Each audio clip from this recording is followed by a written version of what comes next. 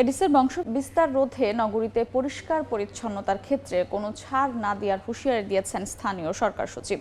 আর দক্ষিণ সিটি কর্পোরেশনের প্রশাসক জানিয়েছেন, ওয়ার্ডে ওয়ার্ডে ডেঙ্গু প্রতিরোধে মনিটরিং টিম গঠন করা হয়েছে।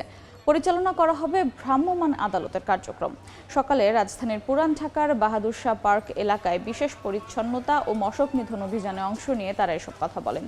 স্থানীয় সরকার মন্ত্রণালয়ের সচিব রেজাউল মাকসুদ জাহিদি বলেন, সবার অংশগ্রহণে একযোগে কাজ করলে ডেঙ্গুর বিস্তার রোধ করা সম্ভব। নির্মাণাধীন ভবনগুলোতে পানি জমে থাকার শঙ্কা থেকেই অভিযান পরিচালনার উদ্যোগ নেওয়া হয়েছে বলে জানান প্রশাসক শাহজাহান মিয়া।